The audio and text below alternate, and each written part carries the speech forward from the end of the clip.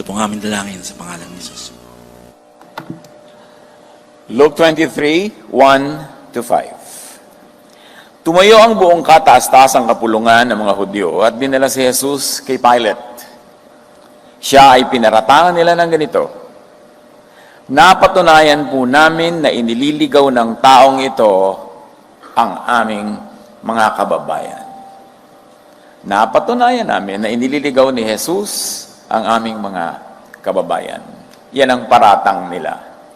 Si Jesus pa ang nangliligaw. At siyempre ang nagpaparatang ang teachers of the law and Pharisees, the keepers of tradition, the guardians of the Jewish faith. Why did they accuse Jesus of that? Why? Because Jesus was setting people free from the outdated, oppressive Jewish law. Pag pinag-aralan ng buong gospel, Matthew, Mark, Luke, John, at pagkatinaan natin ang echoes nito sa mga epistles, sa mga katuruan ni Paul at ng kanyang mga kasamahan, malinaw na malinaw that Jesus came to set people free from the outdated law, the Jewish law. Jesus was setting people free from the teachers of the law and Pharisees, from Pharisiness. Pag sinabi natin Pharisiness, at paulit-ulit tayo niyan, kasi yan ang kalaban ng Jesusness, ibig sabihin yung fanatic adherence to the Jewish law, to the Jewish scriptures, that were very un-Jesus, very ungodly in application, unloving, oppressive, at kawawa yung mga tao. Kaya nung dumating si Jesus ang kanyang pangako, I'll give you rest. Rest from the law. Less from the lawgivers, less from the judges that were implementing the law. Rest from accusation, from guilt, from fear. Yan ang pangako ni Jesus. I'll give you peace. Sabi niya, my peace I live with you. And that peace cannot flourish in a climate of legalistic religiosity. The peace of mind, the rest, the love cannot flourish under Pharisiness.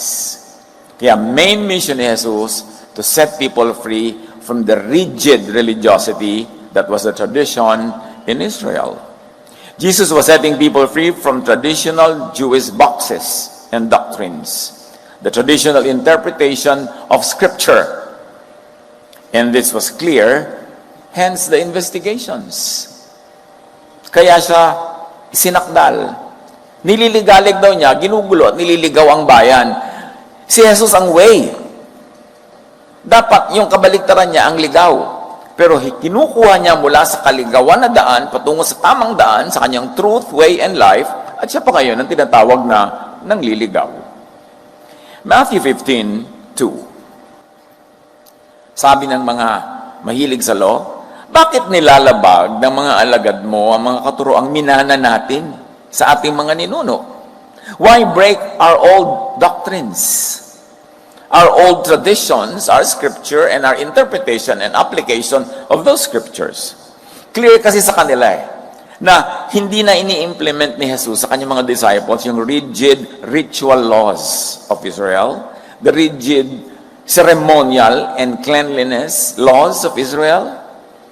Huwag tayong malilito, mga kapatid. Sa Old Testament, pag sinabing holy, God is holy, so you must be holy. Hindi yun holiness as it means today to us, which means moral uprightness. Nung araw, ang holiness sa kanila means separation. And it doesn't mean separation from what we might call now moral sin. It is separation from the things that were considered unclean in their religion. Unclean yung mga menstruating women, unclean yung mga may ketong, unclean yung mga humawak halimbawa sa mga maruruming physical things, unclean yung mga karne ng mga hayop na hindi dapat kainin, yun yung mga unclean. So ang holiness noon is keeping all the laws that says, this is clean, this is unclean, this is what you can do, this is what you cannot do, this is what you can touch, this is what you cannot touch. Ang Israel kasi noon ay very, very, very rigid ang kanilang mga patakaran tungkol sa pag-separate from other people, from other nations, from other cultures, because their priests were very particular with their genetic purity. Kaya pati mga intermarriages, bawal, pati yung mga ganyang pag-iibigan, yun ang cleanliness sa kanila at holiness, hindi yung moral uprightness that we think of holiness now. So yan, bakit nilalabag nyo ang mga katuroan natin? Kasi marami nang hindi ini-implement si Jesus. Tulad nung nagkainan yung mga disciples niya, hindi nagugas ng kamay, hindi naman niya pinagalitan o sinaway, at yung mga priest ang nagagalit. Hindi naman ibig sabihin, kung mo Jesus follower ka, kainin mo na yung mga dumi sa lupa. Ang ibig sabihin lang, ni Jesus, hindi kayang parumihin ng pagkain o anumang physical na bagay ang espiritu mo. So, masyadong big deal yan. Yes, of course, nakakarumi pa rin yung germs, pero hindi yun ang ibig sabihin dyan. Kaya sabi niya, it's not important what gets into the mouth, but what gets out of it. Can you imagine na nileft ni Jesus ang ban on diet? Yung lahat ng pinagbabawal na pagkain ng Jewism, hindi na bawal. Hindi naman niya ina-encourage sa kainin mo kung ayaw mo, pero hindi kanya papagalitan at hindi kasalanang kainin yun. Why are we saying all this? Kasi yun ang laging ina-accuse. Because obvious sa kanila that Jesus was no longer implementing a lot of the laws written in their scriptures. Mark 1:27, the people were also amazed that they asked each other, what is this? A new teaching and with authority, backed up by miracles. Ito ay isang kakaibang katuruan, sabi ng Tagalog version. Bakit nila sinabi yun? Because Jesus taught new things. His followers were to be born again into new creations with new mindsets. Yan, dapat nating unawain sa ministry ni Jesus. Gusto niya ang tao magkaroon ng bagong korte ng utak. Bakit? Kasi magdadala siya ng bagong command, love. Hindi swak ang love sa legalistic utak. Hindi magmamatch ang Jesusness with Phariseesness. Kaya kailangan sabi niya, you must be born again. Dapat ipanganak ka muli. O dapat maghunos dili ka. Dapat magbago ka ng loob. Magbago ka ng isip. Kasi ang dala kong mensahe, hindi papasok sa utak mong triangle. Kasi ang dala ko bilog. Kailangan magpalit ka ng paraan ng pag-iisip. At isa dyan, magpalit ka ng attitude towards the law, towards the Jewish scriptures, towards your traditions. Dahil dumating ako para baguhin ang maraming bagay na ang ending dapat lumaya kayo sa pagkakagapos sa law, lumaya kayo sa oppression ng inyong religious leaders, at magkaroon kayo ng buhay. Sabi niya, I came that you might have life and have it to the full. Ibig sabihin, despite the religion, or because of the religion, the people of Israel were not having a full life. Sabi niya, come to me, I'll give you rest. My yoke is easy. My burden is light. Your religion is hard, heavy. I'm going to give you a spirituality that is easy, governed only by one law, one command, love. So Jesus gave new wine, new spirit, to be contained in new wineskins, meaning new hearts and minds. A new command, love. So, Jesus began the new age of grace. The new age of the Spirit. Because the age of the temple, the age of the law, ended when Jesus came. Kaya sabi niya ng mga disciples niya, ang ganda-ganda ng temple natin, Lord. Di ba? Talagang pinagmamalaki natin mga Israelites sa napaka-magnificent nating temple. Sabi ni Jesus, don't be impressed. Not one stone will be left on top of another. It will be toppled. Gigibain ang templong yan. And sure enough, within the lifetime of his hearers, the temple was destroyed by the Romans in AD 70 and never rebuilt again. What died with the temple was the ritualistic religion of the Jews offering animal sacrifices for the cleansing of sin. Kaya ang kauna-unahang ginawa ni Jesus sa temple, nung una siyang nag-visit, na yung pinag-aaralan natin, tuwing Holy Week. Pagdating niya sa temple, inaasahan ng mga tao, mayroon siyang malaking-malaking announcement, magandang siyang katuruan, mag-i-start siya ng revolution against Rome to set up the government on earth by the Son of God, by their Messiah. Pero ang ginawa ni Jesus, pinalayas niya lahat ng nagtitinda ng mga hayop doon sa templo. Tapos umuuwian na. Sa mga tao, yun lang. Ang dami nating inantay, yun lang, pinalayas lang yung mga merchant. Hindi nila nakita yung symbolic meaning nun. The temple sacrifices will have to end, and the commerce that went with it. Yun ang mission ni Jesus. Sad to say, maraming Christian, tumanda na ka ba Bible study, hindi pa naiintindihan ang mission ni Jesus. He began a new age of grace, meaning the age of the law had to end. Sabi niya, and I will be with you till the end of the age. Akala nung iba, till the end of the world, till the end of the planet. So, antay ng end of the planet. No, end of the age. Age of the law. Age of the Pharisees. Age of the temple. Age of slavery to religion. So, Jesus began this new age to replace the outdated, Israel-centric age of the law, age of the temple. The age of the law carved in stone to begin the law of the Spirit written in the hearts of believers. Hebrews 8:6-13. Ngunit ang paglilingkod na ipinagkaloob kay Jesus ay higit na dakila kaysa sa ipinagkaloob sa kanila. Meaning yung mga naunang mga religious leaders na yan, the teachers of the law and Pharisees. Dahil siya'y tagapamagitan ng isang tipan, isang covenant na higit na mabuti, sapagkat ang tipang ito ay nakabatay sa mas mainam na pangako. Kung walang kakulangan ng unang tipan, hindi na sana nangailangan pa ng pangalawa. Yung mga nagpipilit, pinagpipilit nila yung mga old covenant, yung mga ordinances and laws of the Jewish scriptures. Sabi ng Hebrews, kung walang kulang, kung ayos na, kompleto na sana yung old covenant, hindi na sana nangailangan pa ng new. Bakit pa ipinadala si Jesus? Kung kumpleto na pala at tama. Ipinadala si Jesus dahil kulang. At mali ang kanilang mga interpretation at application, naaapi yung mga tao, nahihirapan, nakokontrol, so kaya siya dumating. So don't expect na dumating si Jesus, tapos nothing will change, itutuloy lang pala niya lahat. Ba't pa siya darating? Nakakapagod yun, namatay pa siya. Expect that there will be tectonic plates changes in the foundation of spirituality and religiosity, especially of the Jewish people. At lahat ng tao sa mundong nakigaya sa kanila. Ngunit nakita ng Diyos, sa pagpapatuloy na binabasa natin sa Hebrews, nakita ng Diyos ang pagkukulang ng kanyang bayan, kaya't sinabi niya, darating ang mga araw, sabi ng Panginoon, naggagawa ako ng bagong tipan sa bayang Israel at sa bayang Judah. Hindi ito magiging katulad ng tipang ginawa ko sa kanilang mga ninuno nang ilabas ko sila sa Ehipto. How can anyone be clearer? I will make a new covenant with the people of Israel and Judah. It will be not the same as the covenant I had with their ancestors. Tapos nga, ipipilit mo pa rin yung covenant ng mga ancestors, yung mga luma nila mga kaugalian. Ang linaw-linaw, iba ang gagawin kong covenant. Ibang tipan. Kaya yung nobyo, nobya, sa Tagalog, katipan. Kasi yung tipan, covenant. It is a transaction. Magiging tapat ako sa iyo, magiging tapat ka sa akin, ikaw ang aking katipan. Yan ang ating covenant. And Yahweh had a covenant with the ancestors of the Israelites, pero sabi niya, this time, I will make a new covenant.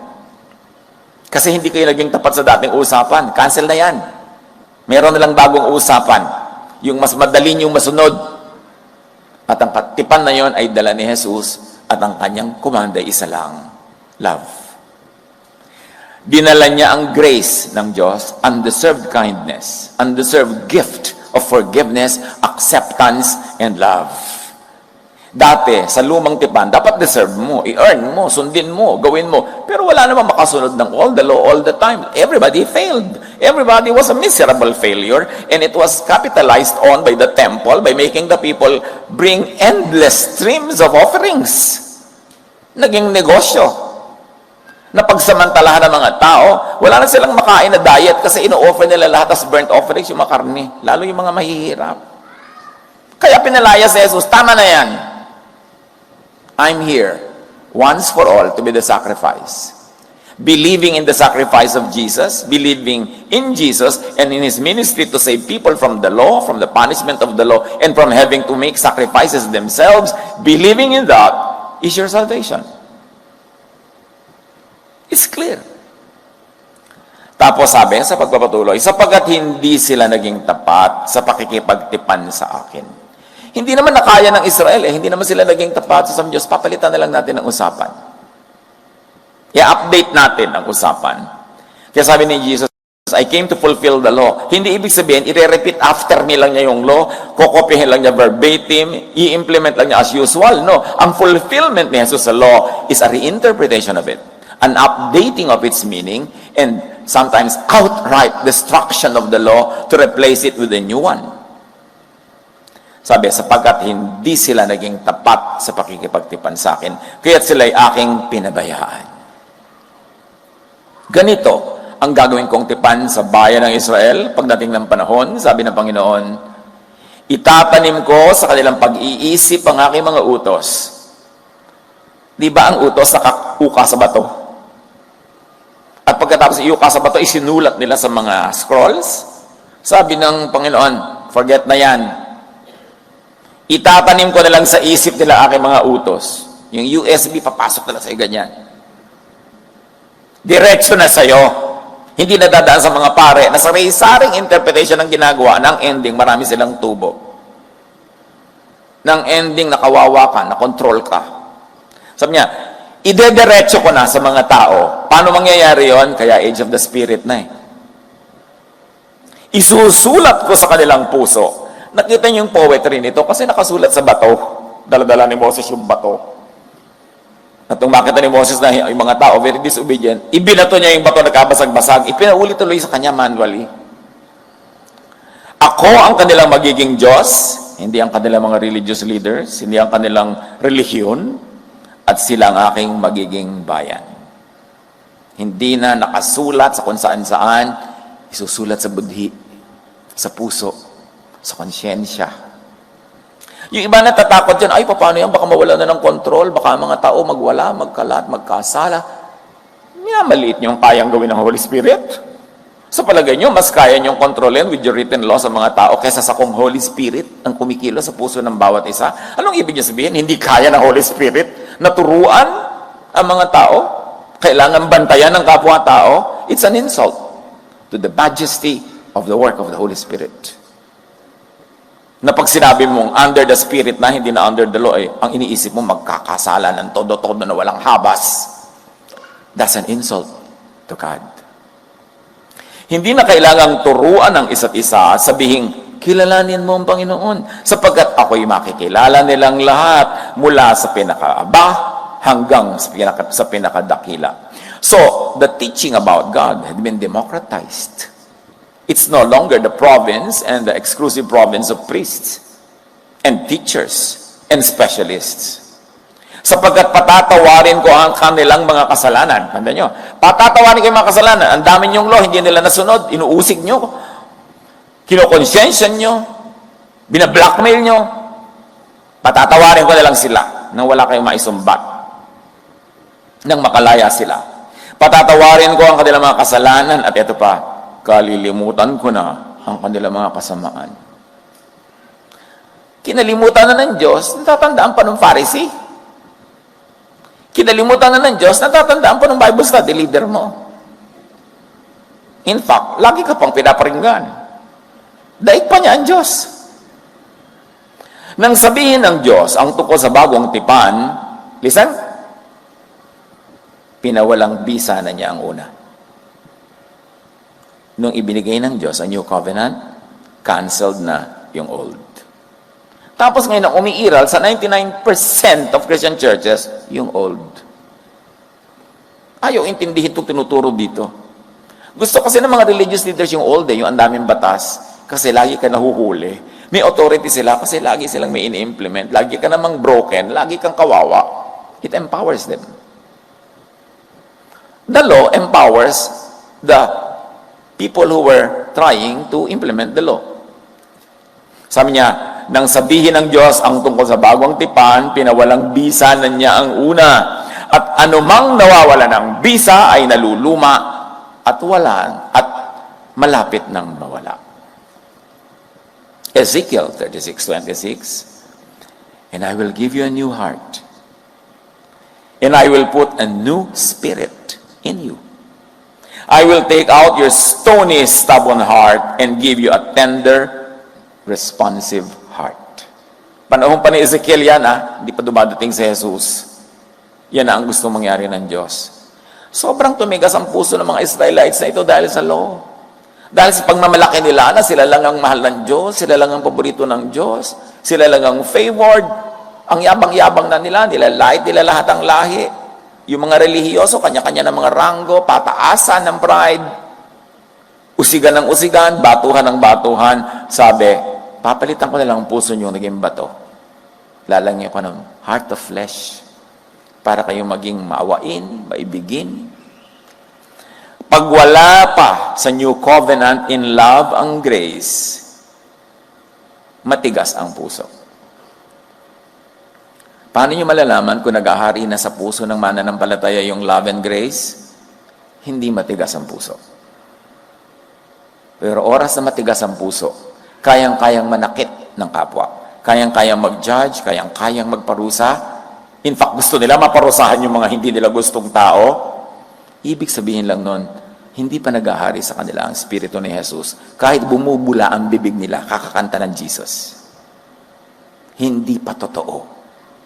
Pag nananakit ng babato ng law, eto ang law, ibato sa'yo. Eto ang verse, ibato sa'yo. Kasi yun ang gusto ng mga tao nun. When they caught the woman doing an adulterous affair, sabi nila, the law of Moses requires us to stone her to death. What can you say? Sabi nila kay Jesus, kasi sinusukol nila. They were trying to corner him. Sabi ni Jesus, sige, walang kasalanan, maunang bumato. Walang nakabato. In other words, hindi ipina-implement ni Jesus yung verse na yun. Yung law na yun ni Moses. At nahahalata yun ng mga religious leaders. Hindi ka fan ni Moses. Hindi ka sumusunod sa lahat ng batas. At napaka-lenient mo. Napaka-lenient mo. Pati mga hindi naghihinaw ng mga disciples mo, hindi mo sinasaway. Kain ng kain, marurumi ang kamay. At marami pa silang ibang sisilipin. Pagka ganon, nasa Pharisees pa. Pag nasa Pharisees pa, kahit relihiyoso, kahit nakaputi ng damit, masama ang ugali at asal. In the misused name of God. Ang mga relihiyoso, pag inaakala nila that they are supported by a verse, they weaponize the verse and shoot everybody. And they think they're doing God a favor. Ang mga nasa law, galit sa Jesusness. Ibig sabihin, galit kay Jesus kasi yung Jesus' word is just a modification of the root word na Jesus. Ayaw mo sa Jesusness, ang linaw naman ayaw mo kay Jesus. Kailangan pa bang i-memorize yan? Ayaw sa new, fanatic sa old. John 16:13, the Spirit shows what is true and will come and will guide you into all the full truth. So, ibig sabihin, hindi pa kasi full truth yung old. How to grow into full truth? At yan ang title ng pamagat ng ating pag-aaral, How to Grow into Jesusness. Lead us, Lord. Teach us. Bring these important theological cookies on the lower shelves and let all your children reach them easily. Paalala, ipaliwanag, ituro mo sa amin how to grow, to become like your Son, Jesus. Be our teacher, Father. We seek you. In the name of your Son, Jesus. How to grow into Jesusness? Kasi sabi, we preach Christ. We preach Christ crucified. So we should all grow into Christ likeness, into Jesusness. Be open to new revelation outside of old written scriptures. Kasi yan ang nakita natin example ni Jesus. At yan ang kanina pa natin binabasa yung mga ibang tinuturo yan. Para ka mag-grow into Jesusness, you must be willing to grow out of Pharisees, out of Jewishness, out of legalism. Acts 10:9-48. The story of Peter's enlightenment. Si Pedro'y umakyat sa bubungan upang manalangin. Bandang tanghali na noon, habang naghihintay siyang maihanda ang pagkain, nagkaroon siya ng isang pangitain. So outside of the Jewish scriptures to, kasi pangitain. Hindi siya na naginip ng verses. Nagkaroon siya ng pangitain which was fresh out of the box. At ano yung pangitain niya? Nabuksan ng langit at nakita niyang ibinababa sa lupa ang isang parang malaking kumot na nakabitin sa 4 na sulok. Imagine ninyo, isang malaking kumot, nakatali ang 4 na sulok, nakabitin from heaven, bumababa. Naroon sa kumot ang lahat ng uri ng hayop. Mga lumalakad, gumagapang, at lumilipad. Animals that were considered by Jewish law as unclean, unfit for eating. Narinig niya ang isang tinig galing sa langit. Pedro, tumindig ka, magkatay at kumain. Niya, stand up, butcher these animals, cook them, eat them. Ngunit sumagot si Pedro, hindi ko po magagawa yan, Panginoon. Kailan may hindi ako kumain ng anumang marumi o di karapat dapat kainin. So, may tagisan dito ng values. The voice from heaven says, eat these unclean animals. Eat these animals that you consider unclean. Sabi ni Peter, I cannot, Lord. Unclean yan eh. Bawal sa amin yan. Bawal sa scriptures namin yan. Bawal sa relihiyon namin yan. Because the animals were unclean according to old written Jewish scriptures and law. So, hindi biblical to eat. How do you grow into Jesusness? Be open to revision, updating, changing, even reversal of old religious laws when it comes from the Father, from the Son, or from the Holy Spirit. Because the Father, the Son, the Holy Spirit is superior to all religious scriptures, no matter how much you claim that it is inspired. Pag sinabi mo, inspired by whom? By what? By the Holy Spirit. Ito na nga yung Holy Spirit, sinasabi na nga sa'yo, kainin mo eh. Bakit ipagpipilitan mo yung i-inspired mo na scripture? Ito na ang updating of it. Recency or primacy? Alin ang mas totoo sa'yo? Yung nauna o yung ngayong huli? Acts 10, 9-48 sa pagpapatuloy, kasi ayaw niyang kainin. Muli niyang narinig ang tinig, huwag mong ituring na marumi ang nilinis na ng Diyos. Magdahan-dahan ka, in other words. Marunong ka pa sa Diyos? Sinasabi ko ng kainin mo, tapos sasabihin mo, hindi pwede kainin dahil sa scriptures nyo. Tapos sasabihin nyo, sa akin galing yung scripture. So yung scripture nyo, o yung boses ko ngayon, ang dapat manaig. So, pangingibabawin mo pa ang old written scriptures kaysa sa actual, very new, and very now voice of God, of the Spirit.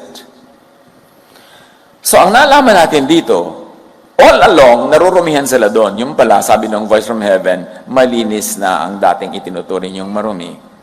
In other words, naiba na ang law. Pagka sumusunod sa voice from heaven, pag sumusunod sa Holy Spirit, pag sumusunod kay Jesus, nagbabago. Yung mga hindi sumunod, sabi, nagbago ka na. Kasi larvae pa sila. Ikaw butterfly na. Sabi mo naman, dapat lang. Practice nga kayo pag kami nagsasabi sa inyong Pharisees, nagbago ka na. Ano sasabihin? May feelings dapat. Pwede na. Dapat lang. Sabi, nagbago ka na. Dapat lang. Why? Because we should grow from glory to glory. Sabi ng Romans, be changed by the renewing of your mind. Change is a godly process. Why? Because you were not born perfect. Yung alam mo nun, hindi yun perfect. Sabi ni Paul, even our knowledge is imperfect. Our prophecy is imperfect. But when the perfect comes, the imperfect will pass away. Kasi sinasabi ni Jesus ni Paul yan sa Corinthians, matanda na siya eh. Kasi nung bata pa si Paul, ang dami-dami niya rin Pharisees. Pag kami mga makulit, hindi niya gusto yung behavior, sabi niya, give them to Satan. Prosahan niya mga yan. Bata pa siya noon eh.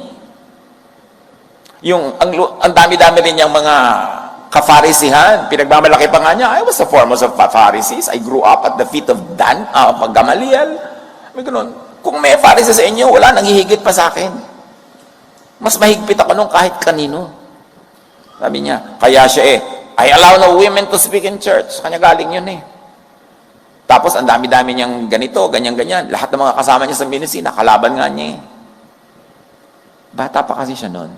Tapos sa Corinthians, nung matanda na siya, sabi niya, when I was a child, I spoke like a child. I thought like a child. I reasoned like a child. Parang niya sinasabing, childish lang kasi ako noon. Huwag masyado serious.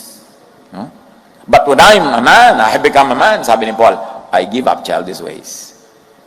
At sa kabila ng dami niyang sinabi, pinagbawalan, pinagalitan, nung mamamatay na siya, sabi niyo, alam niyo, isa lang mahalaga, love. Sabi niya, so faith, hope, love, abide, all this, but the greatest is love.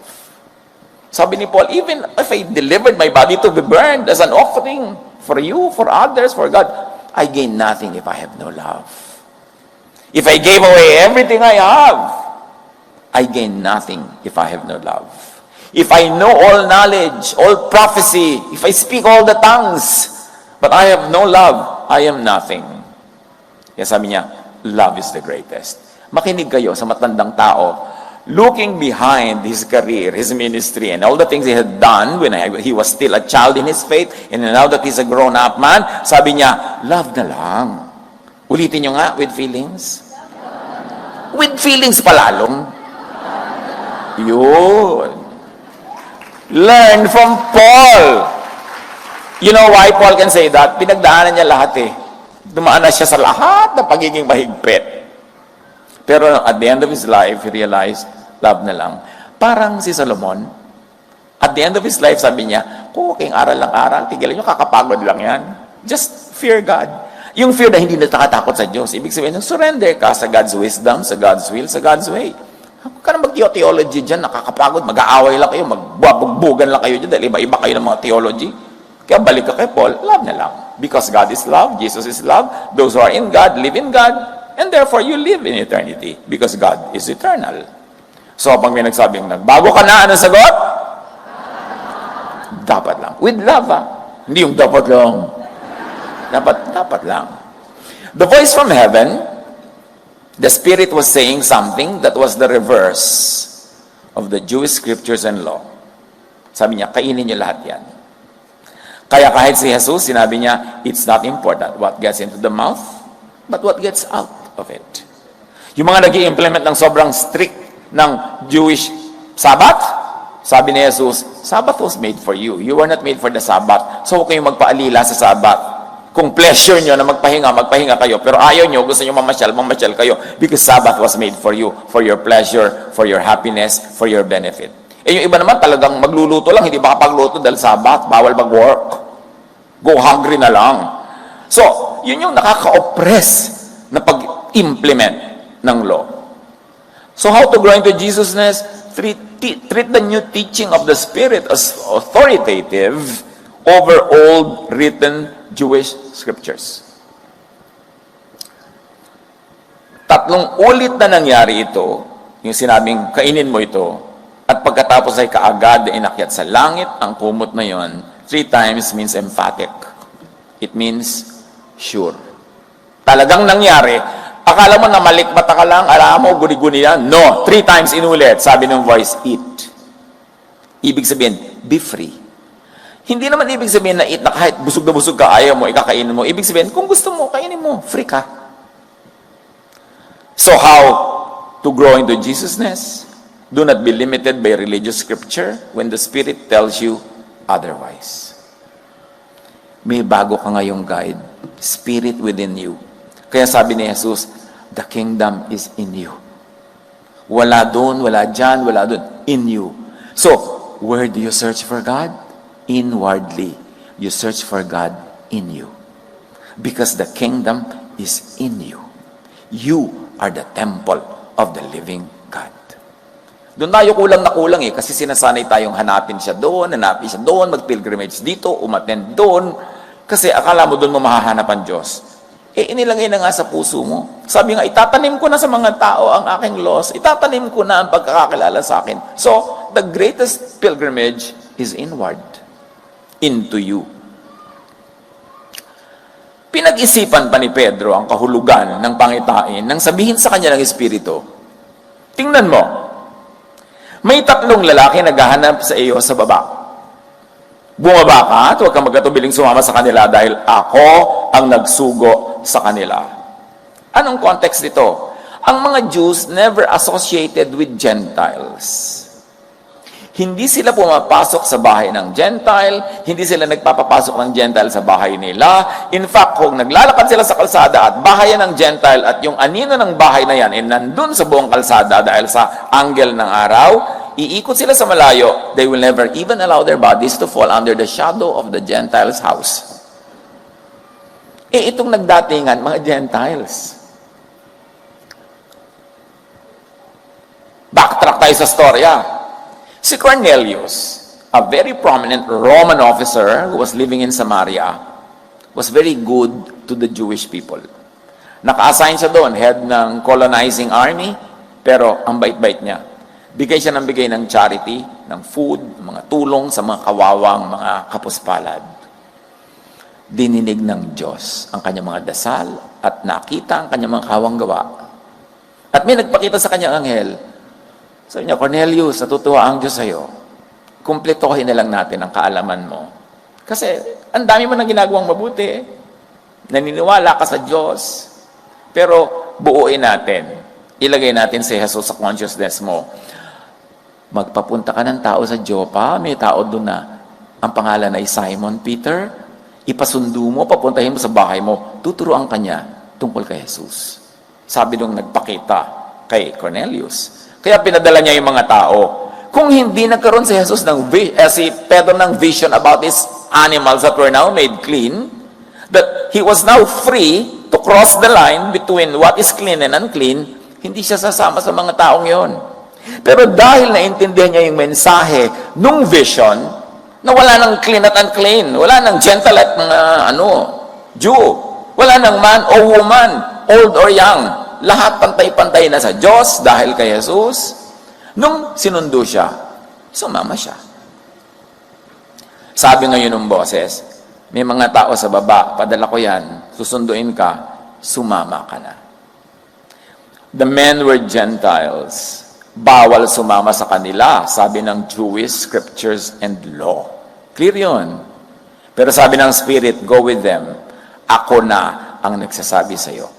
So, sinusupersede ng revelation of the Spirit yung written scripture ng mga Jews. Very obviously. Nanawag nga si Pedro at sinabi sa mga tao, ako ang hinahanap ninyo. Ano ba ang sadya nyo? So, nag-open si Peter ng mind, nag-open siya ng heart. Sumagot ang mga lalaki, pinapunta po kami dito ni Cornelio, isang kapitan ng hukbo. Siya isang mabuting tao, may takot sa Diyos, at iginagalang ng mga Hudyo. Sinabi sa kanya ng isang anghel na ipasundo kayo upang marinig niya ang sasabihin ninyo. Pinatuloy sila ni Pedro at doon pinatulog ng gabing yon. This is a great crossing of a divide. Pinatuloy niya doon sa bahay, natin yung tuluyan niya, doon pa niya pinatulog. Unheard of. This is shocking sa kanila noon. Bawal yan, according to Jewish scriptures and law. Kinabukasan, siya'y sumama sa kanila. Gayon din ang ilang kapatid ng mga taga-Joppa. Nang sumunod na araw, so magdamag nagdarlakad yata ang mga ito, dahil kinabukasan pa dumating sila sa Seraya, which was in Samaria. Doon ay naghihintay sa kanila si Cornelio, pati ang mga kamag-anak at malalapit na kaibigan na kanyang inanyayahan, sinalubong sila ni Cornelio si Pedro. So si Cornelius may isang bahay. Meron silang grupo, iniipon niya yung mga kaibigan niya, mga kamag-anak, nagtitipon-tipon sila, nagtuturo-turuan, pero wala pa siyang masyadong maituro. Sabi niya, alam niyo, pinasundo ko si Pedro, tuturuan tayo, dali, dating kayo dito. I-forward yan, i-share, now na. So, nagdatingan, mga tao. Ang bahay niyo ba, ginagawa niyo sa bahay? Iniipon niyo mga mahal niyo sa buhay, kaibigan, para mag-aral ng mga salita ng Panginoong Jesus? Aba, dapat naman. Dapat ganun. Patuloy silang nag-uusap habang pumapasok sa bahay at nakita ni Pedro ang maraming tao nagtitipon doon. Sinabi niya, alam naman ninyo na bawal sa isang Hudyo ang makihubilo o dumalaw sa isang hindi Hudyo. Alam niyong bawal sa religion namin itong ginagawa ko. Subalit, ipinakita sa akin ng Diyos na hindi ko dapat ituring na marumi at di karapat dapat pakitunguhan ang sinuman. The vision taught the lesson, get above outdated Jewish tradition, law, and scriptures.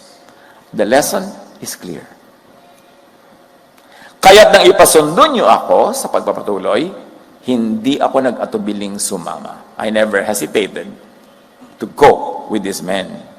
Sinunod ang Spirit despite the Jewish law and scriptures. In other words, sinuway niya ang kanilang scriptures sa pagsunod niya sa Espiritu. Nais kong malaman kung bakit ninyo ako ipinasundo. Sumagot si Cornelio, may 4 na araw na ngayon ang nakalipas, bandang 3:00 din ng hapon tulad ngayon, habang ako'y nananalangin dito sa aking bahay, biglang tumayo sa harap ko ang isang lalaking nakakasilaw ang kasuotan. Sinabi niya, Cornelio, nakarating sa Diyos ang iyong mga panalangin at nakita niya ang pagtulong mo sa dukha. Big deal. Nakita sa langit ang kanyang charities. Nakita sa langit ang pagpapakain niya sa mga gutom, sa pag-aalaga sa mga may sakit, sa pagtanggap sa mga nagiginaw, pagdadamit sa mga hubad. Parallel sa sinabi ni Jesus sa Matthew 25:34-36. Kaya't sasabihin ng hari sa mga nasa kanan niya, hali kayo, mga pinagpala ng aking Ama. Pumasok kayo at tanggapin ang kaharian, meaning kingdom of God, meaning eternal life, na inihanda para sa inyo. Mula pa ng likhain ang daigdig. Bakit kayo worthy na pumasok? Bakit kayo magkakaroon ng eternal life? Bakit kayo papasok sa inihandang kaharian sa inyo noong paman? Sapagkat ako'y nagugutom at ako'y inyong pinakain. Ako'y nauuhaw at ako'y inyong pinainom. Ako'y isang dayuhan at inyong pinatuloy. Ako'y hubad at inyong dinamitan. Nagkasakit at inyong dinalaw. Nabilanggo na outcast at inyong pinuntahan.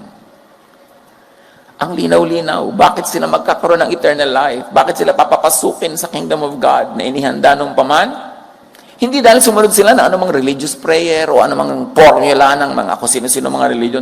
Sabi ni Jesus, siya mismo may sabi, baka sabihin niyo naman, sabi ko to. Binabasa ko lang ang sabi niya. Dahil ginawa niyo yan, inherit eternal life. Si Jesus mismo ang may sabi. Tapos, minamaliit, nilalait ng Pharisees ang ganitong mga gawa. At ang pinagpipilat na nila, doctrine, kailangan nag-e-echo, gayahin nyo nga, doctrine, kailangan nanginginig pa yung baba nyo pag sasabihin, doctrine. Kasi yan ay pinipilit ng mga Pharisees. Nilalait-lait pa nga nila yung mga kagawang mabuti. Kasi wala silang ganong gawa. At sabi daw ng boses, ipasundo mo sa Joppa si Simon Pedro. Kaya't kaagad ako nagsugo sa inyo ng ilang tao at sa inyong kagandahang loob ay pumarito kayo. Ngayon ay naririto kaming lahat sa harap ng Diyos upang pakinggan ang lahat ng ipinasasabi ng Panginoon. Can you imagine what a beautiful assembly? I mean, ginamit itong si Cornelius, yung kanyang social position, social power, yung kanyang wealth, to gather people who were in his sphere of influence para marinig nila kung anong ipapasabi ng Diyos through Peter. Mga kapatid, kung may bahay kayo, meron kayong influence, may mga tao na pag ipinatawag dyan, nagdadatingan, use it powerfully to gather people to hear the teachings of Jesus. Use your influence. Hindi masasabi ang ipinasasabi, hindi magagawa ang pinapagawa ng Panginoon kung magpapakulong sa Jewish scriptures and law. Nagawa ni Pedro ito dahil lumabas siya. Pinili niya na sundin yung urging of the Holy Spirit that was here and now kesa sa mga antiquated scriptures nila. At nagsalita si Pedro, eto na ngayon. Ngayong kulubusang naunawaan na walang itinatangi ang Diyos. Mahal din kayo. Akala kasi naming Israelites kami lang eh. Nalulugod siya sa sino mang may takot sa kanya at gumagawa ng matuwid. Anuman ang kanilang relihiyon, kahit taga saan mang bansa. So fake news na paborito ng Panginoon ng Israel over all other nations and peoples. Na sila lang ang ililigtas, sila lang ang mahal. Hindi na totoo ang sinabi ng Jewish teachings and traditions tungkol sa ganyang mga bagay. Ang first public sermon ni Jesus, very interesting, kung ano ang topic. Luke 4:25 to 29, kukunin lang natin yung gist. Ngunit sinasabi ko sa inyo, sabi ni Jesus sa kanyang Jewish audience, maraming byuda sa Israel nung panahon ni Elias nang hindi umulan sa loob ng 3.5 taon at nagkaroon ng taggutom sa buong lupain. Subalit hindi pinapunta si Elias sa kanino man sa kanila, kundi sa isang byuda sa Sarepta sa lupain ng Sidon. Ibig sabihin, isang Gentile ang pinuntahan ng prophet para i-bless, not one widow in Israel. Sa dinami-rami ng mga may ketong sa Israel nung panahon ni Elisha, wala ni isa mang pinagaling at nilinis, maliban kay Naaman na isang taga-Syria. Again, hindi kayo paborito ng Diyos. Sa dinami-rami ng may ketong, sa dinami-rami ng nagugutom, ang ibinless niya, non-Israelites. Anong reaksyon ng mga tao? Sa first public sermon ni Jesus, nagalit ang lahat ng nasa sinagoga nang marinig ito. Nagsitayo sila at itinaboy nilang palabas papunta sa gilid ng bundok na kinatatayuan ng bayan upang ihulog si Jesus sa bangin. Kita niyo ang reaction nila sa first sermon pa lang, kauna-unahan pa lang sermon ni Jesus, huhulog na sa bangin. Kasi na-challenge yung kanilang Jewish pride. Na-challenge yung kanilang blind obedience to their laws. Kahit pa nga ang implementation ay unkind, ungodly, violent, gagawin nila dahil sabi ng law nila. Tapos ngayon, binasag bigla ni Jesus. Pharisees, laging galit at violent. Madaling malaman ko sino ang Pharisees. Galit, nanggagalit, violent, nambabato. Nagsalita pa si Pedro, nang bumaba ang Espiritu Santo sa lahat ng mga nakikinig. Nagsasalita siya, hindi pa siya tapos. Bumaba na yung Holy Spirit tulad ng bumaba sa Pentecost, sa Acts chapter 2, na exclusively Jewish community, yung dinapuan ng mga mistulang mga apoy representing the presence of the Holy Spirit. Bumaba. Gentiles ito in Samaria. Nangyari sa Jerusalem, yes. Pero sa Samaria, pero di ba sabi, and you will be my witnesses in Jerusalem, Judea, and Samaria, and to the ends of the earth. Kasi nagkaroon din ng speaking in tongues sa Ephesus, which represented the ends of the earth sa geography ng mga Israelites. Bumaba ang Espiritu Santo sa lahat ng mga nakikinig. Sino ang binabaan? Yung nakikinig. Yung mga text dyan, ewan ko lang kung bababaan kayo. Baka may ibang bumaba, baka, di ba? Dapat nakikinig. Dahil sa palakpak nyo, absuelto na ang kate-text nyo. Namangha ang mga mananampalatayang Hudyo na kasama ni Pedro sapagkat ipinigay din sa mga hentil ang kaloob ng Espiritu Santo. Narinig nila ang mga ito na nagsasalita sa iba't ibang wika at nagpupuri sa Diyos. This is Pentecost 2. But this time, in Samaria, among Gentiles. The salvation of God, the presence of the Holy Spirit was democratized. It was brought out of the temple, brought out of Jerusalem, brought out of Jewishm into the world. Yan ang message ni Jesus. Kaya sinabi ni Pedro, tulad natin, sila'y pinagkalooban din ng Espiritu Santo. Sino ang makakapagbawal na bautismuhan sila sa tubig? Kung sila ay nabaptize na in the Spirit, sino pa magbabawal na bautismuhan sila ng H2O? So dapat tuloy. At inutos niyang bautismuhan sila sa pangalan ni Jesucristo. Of course, hindi pa alam ng mga conservative Jewish Christians sa Jerusalem ang pinagagagawa nitong si Pedro. Pag nalaman nila to, pagkagalitan nila. Pero nadala ang magandang balita ang gift of the Holy Spirit, ang Jesusness sa mga Gentiles, sa Samaria, and to the ends of the earth. Dahil nakinig si Peter sa voice of the Spirit over the Jewish scriptures, law, and traditions. Kuminsan tayo, meron tayong conviction, aawayin ko siya, papagalitan ko siya, itatakwil ko siya kasi may mga kasalanan siya, kasi ito ang sabi ng lo. Makinig kayo sa Spirit kung anong binubulong sa puso nyo. Kung binubulong niyang, maging mabait ka naman, maging mabuti ka, makasalanan ka rin, huwag mo siyang batuhin. Makinig kayo sa Spirit over the written law. Now, baliktarin natin ang usapan. How to not grow into Jesusness. Or how to fossilize in Pharisiness. Alam niyo yung Pharisiness, fossil na yan eh. Ayan, fossil o Pharisee. Kasi napalitan na nga ng grace yung law, napalitan na ng love yung judgment. Tapos ipipilit mo pa, anong tawag sa'yo? Di Pharisee law. Fossil. How to not grow? Have and keep a small, closed mind. Sa mga hindi ako makikinig, saradong isip ko, kandado, niluno ko ang susi. Talagang ayaw mo magbukas.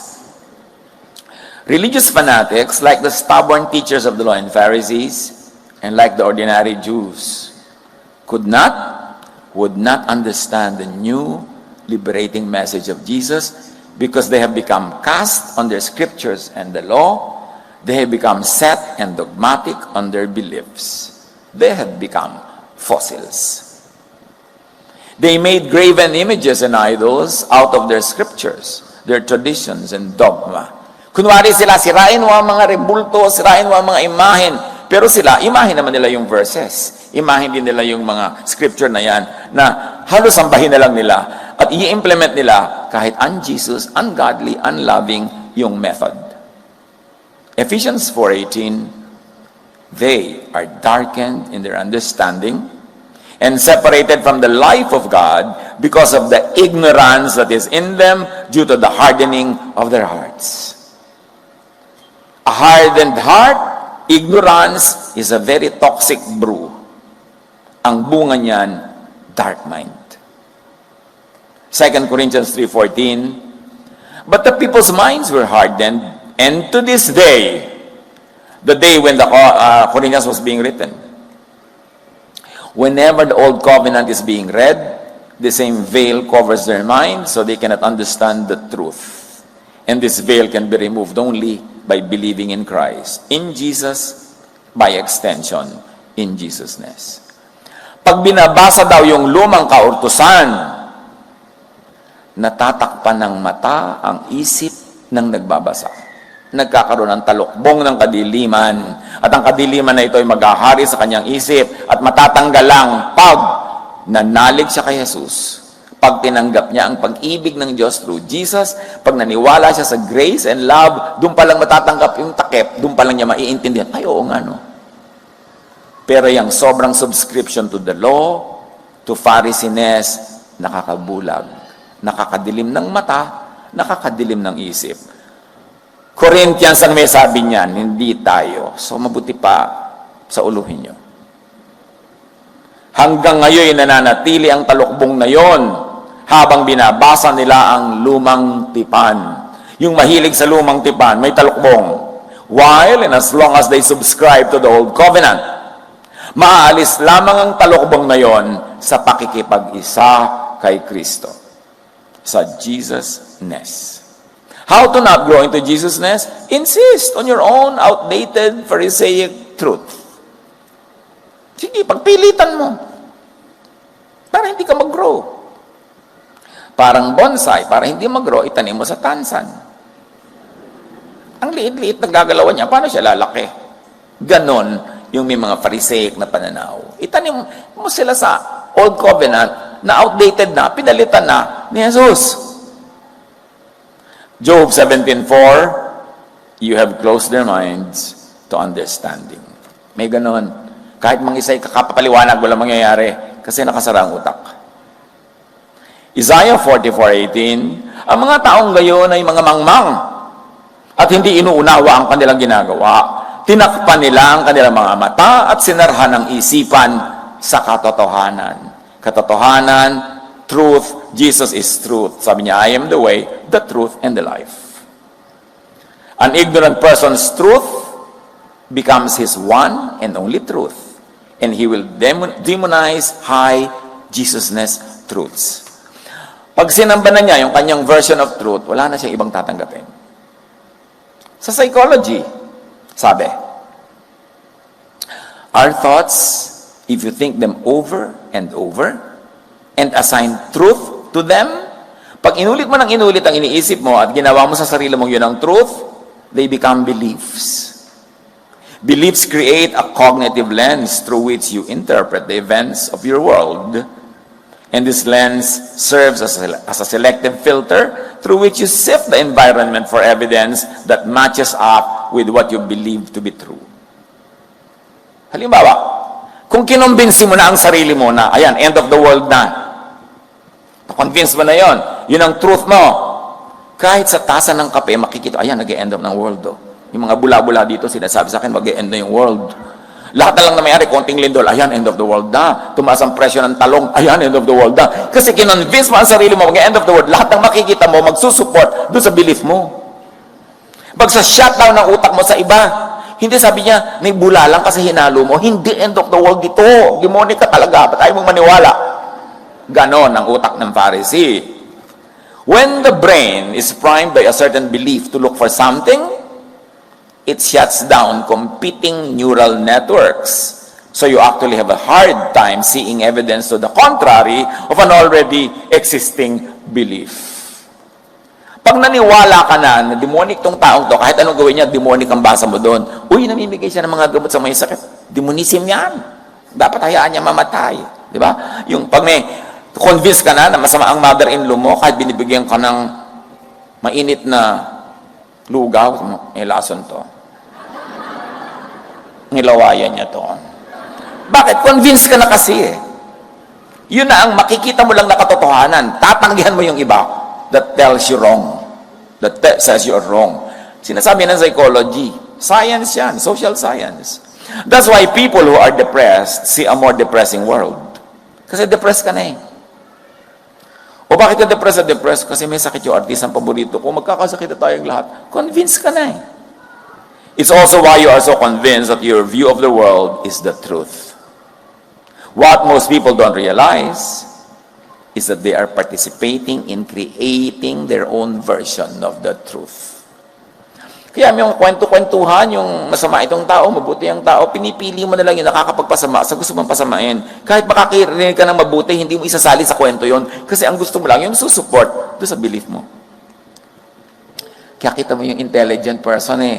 Pag meron siyang point of view, tapos nakakatanggap siya ng kakontra, pero may valid reason, tinatanggap niya yun, fina-factor niya. Oo nga, no, may kabaitan din naman pala siya. Hindi, may kabaitan yan. Kasi nire-reject mo.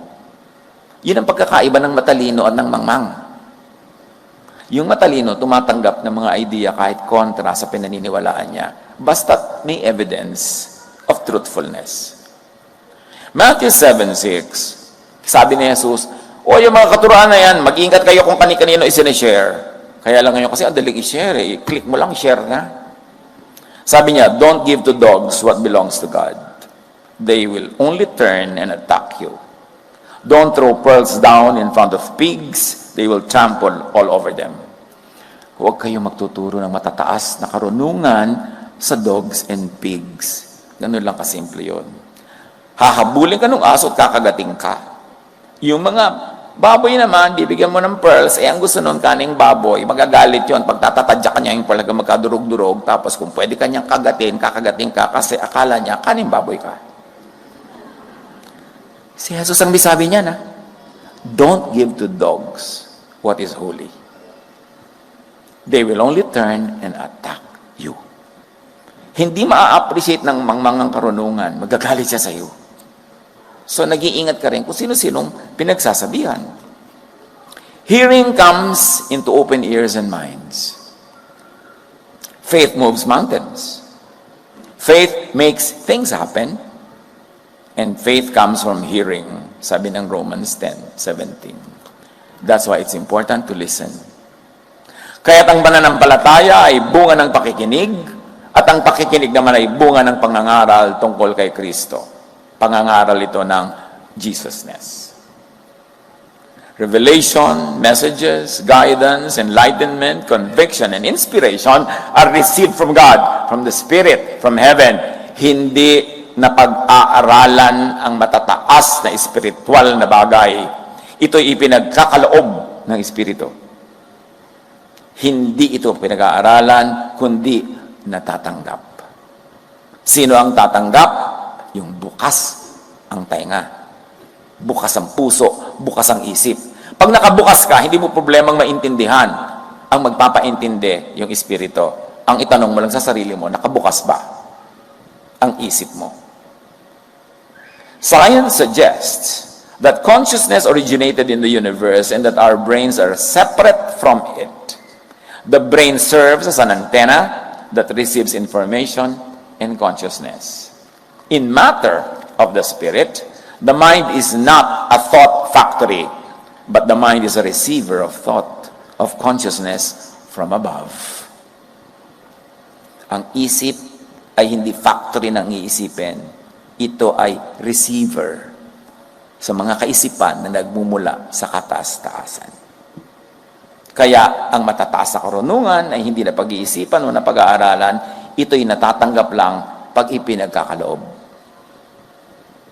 Daniel 2:9, as your majesty was lying there, your mind turned to things to come, to the future channel. And the revealer of mysteries showed you what is going to happen. So ipinagkaloob sa inyong kamahalan, ang darating pa lang, at yan ay natanggap ng inyong isip. Iyan ang napanaginipan nyo. Ezekiel 38:10, this is what the sovereign Lord says, on that day, thoughts will come into your mind. May papasok sa iyong isip.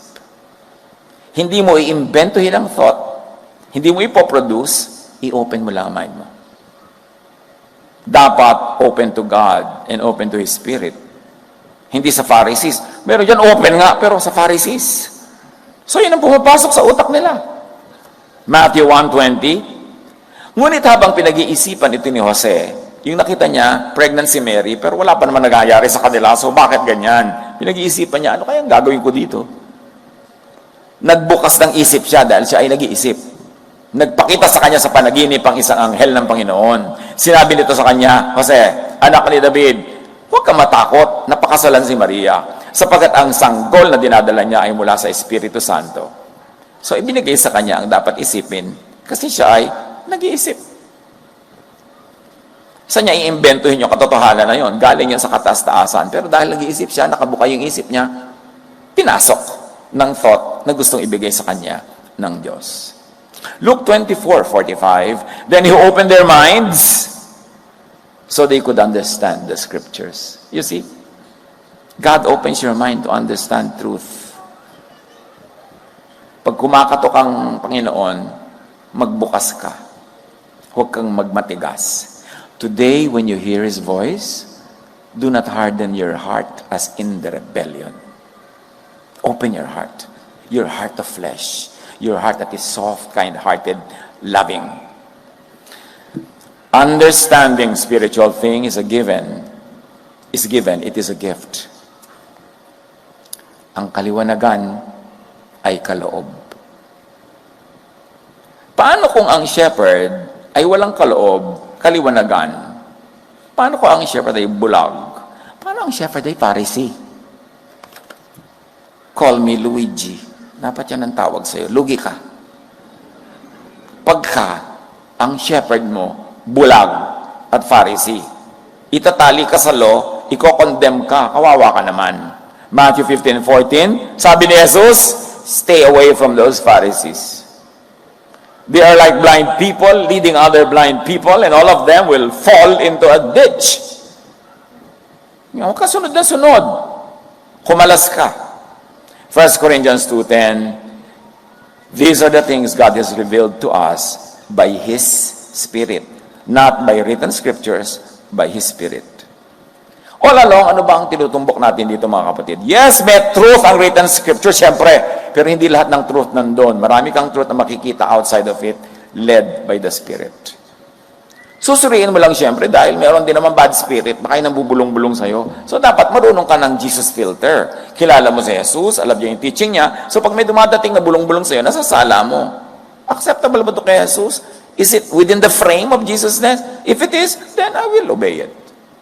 Or at least if it's not against Jesus-ness, therefore, it is safe to obey. Acts 8:29-30. The Holy Spirit said to Philip, naglalakad kasi si Philip may pupuntahan siya, nandun siya sa landas, sa probinsya. The Holy Spirit said to Philip, go over and walk along beside the carriage. Kasi may nakakaruwahe na dumadaan eh. Philip ran over and heard the man reading from the prophet Isaiah. And the rest was history. The Ethiopian eunuch was converted, clearly understanding the message of Jesus because Philip listened to the Spirit. Philip hears the Spirit and obeys. Tandaan nyo, when you hear the Spirit, ang kasunod, you obey. Suriin nyo lang siyempre laging Spirit. Ipapakadiin-diin ko yan. Psychology says that thoughts in and themselves have no power. It's only when we actively invest our attention into them that they begin to seem real. And when we engage with specific thoughts, we begin to feel the emotions that were triggered by these thoughts. We enter a new emotional state, which then influences how we act. So it begins with a thought, then it ends in an act. So it's not enough to have spiritual thoughts. Dapat magkaroon kayo ng practical action leading to godliness, kindness, goodness, to love. Because listening entails a responsibility. You have to react. You have to obey if it is the Spirit of God. Caution, test. Kasi baka naman yung nadidinig mo, guni-guni mo lang. Pwede rin yun eh. Dapat consistent with Jesus-ness. Mayroon man, sister, kinausap ko ka ng Diyos, papautangin mo raw ako. Magtigil ka! Masamang espiritu, lumabas ka sa katawan ng babaeng yan. Ginagamit ang Holy Spirit para ka dengue yan. Maraming ganun ha. Sabi ng Diyos sa akin, may leading. May mga lalaki pa nanliligaw sa babae. Sabi ng Spirit, pakasal na tayo. Ha? Eh, ba't ako, ikaw lang nakarinig? Ako hindi ko narinig. Sabi nga sa akin ng Spirit, layo kita eh. Sasalain nyo yan dahil maraming guni-guni. Salamat na lang, kumpleto sa Gospels ang katuruan ni Jesus. Ine-echo pa yan nila Paul, nila Peter. So, maintindihan natin, ano yung safe zone? Na nadidinig mo, kahit walang verses to support it, pwede mong gawin. Tulad ng gusto mo magkulay ng buhok, hahanapan ka talaga ng verse. O ano daw kulay ang sabi ng verse? Pati gupit ng buhok mo, kailangan may verse. Yun yung napakaan Jesus. Iniimbento ng lower, there is not even a law in the old Jewish traditions. At ang dami niyan, invented by the church in the last 2,000 years. Kaya mag-ingat kayo. Susuliin nyo, Pharisees ba dito o Jesus-ness? Dapat alam mo. Luke 28, 1-5. Yung simula natin kanina, that is where we will end. Alam nyo kanina, first service, 1 hour and 20 minutes ang message. Promise ngayon, 1 hour and 19 minutes lamang. Gusto nyo 21, ano?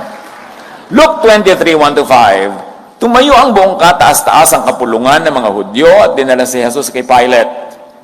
Siya ay pinaratangan nila ng ganito. Napatunayan po namin na inililigaw ng taong ito ang aming mga kababayan. The Pharisees, si Jesus pa ang nangliligaw according to their version. Remember, kanya-kanyang version yan, ha? Sa mga Pharisees, ang sama-sama ni Jesus. Sabi pa nga nila, demonic si Jesus. Nagpapalaya siya ng demonyo kasi demonyo siya. Kasi sinusunod niya si Beelzebub, the king of demons. So pag gumagawa ka ng mabuti, yung mga Pharisees, tatawagin ka rin demonic. Ha? Mag-iingit kayo sa ganyan. In fact, pag may tawag ng demonic, sabihin mo, talbog sa akin, dikit sa'yo. Ikaw siguro demonic, kaya laging laman ng isip mo yan. Because what is in the heart comes out of the mouth. Jesus sets us free from the outdated, oppressive Jewish law. Pag-isipan niyo mga kapatid ang application yan sa inyong buhay. Yun ang ending ng turuan ngayon. Kailangan hanapan niyo ng application. Jesus sets us free from the teachers of the law and Pharisees. Kilalanin niyo kung sino ang mga teachers of the law and Pharisees at sino ang mga Jesus-ness teachers. Sabi ni Jesus, layuan nyo sila. Jesus sets us free from Pharisees, from traditional Jewish boxes and doctrines, interpretation of Scripture. Galatians 5:1. Christ has set us free. So, i-free nyo din ang iba. Huwag nyo silang kontrolin. Hindi ko mo Bible study leader ka, o principal, o pastor ko, kontrolin mo na yung buhay ng nakikinig sa'yo. This means that we are really free. Now, hold on to your freedom and don't ever become slaves of the law again. Be free. Set people free. Dear God, we thank you that there's freedom in your Son, Jesus. We thank you for the work of the Spirit that also gives us a lot of birth, a lot of space, a lot of freedom so we can move freely, have rest, and be fruitful. Now give us wisdom to know which is which, to know our teachers, to know teachings so that we can be faithful and we can follow only that which is of Jesus. Sa ilang saglit ng katahimikan, pagbulay-bulayan ito, hanapan ng personal application.